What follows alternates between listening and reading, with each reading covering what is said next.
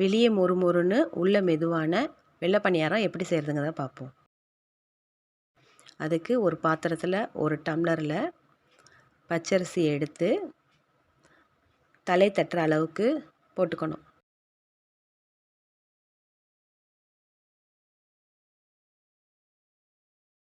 அதுக்கு மேலே உளுந்த கோபுரம் மாதிரி போட்டு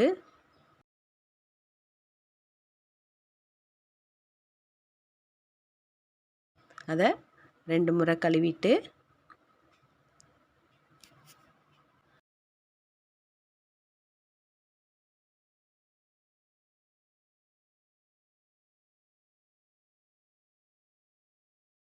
ரெண்டுலேருந்து 3 மணி நேரம் ஊற வச்சு அரைச்சதை உப்பு சேர்த்து தோசை மாவு பதத்துக்கு எடுத்து வச்சுக்கணும். இப்போது ஒரு பேனை ஹீட் பண்ணி அதில் எண்ணெய் ஊற்றி எண்ணெய் காஞ்சதும் ஒரு சின்ன குழிக்கரண்டியில் குட்டி குட்டி தோசை மாதிரி ஊற்றி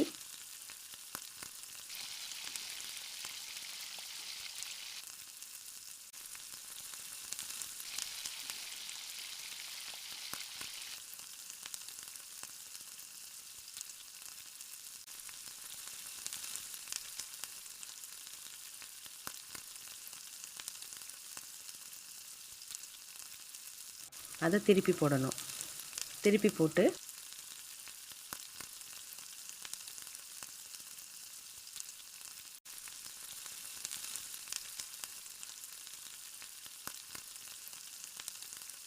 திருப்பி போட்டதை எடுத்து வச்சுக்குவோம்.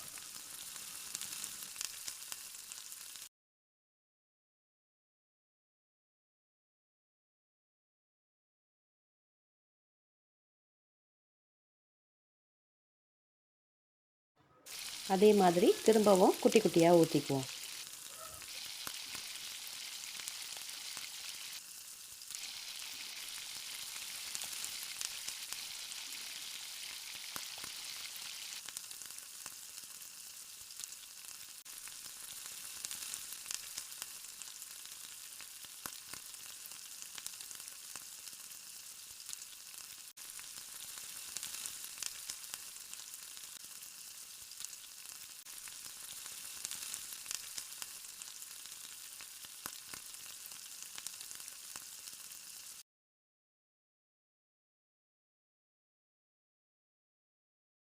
திருப்பி போட்டு எடுத்தால் சுவையான வெள்ளை பணியாரம் ரெடி.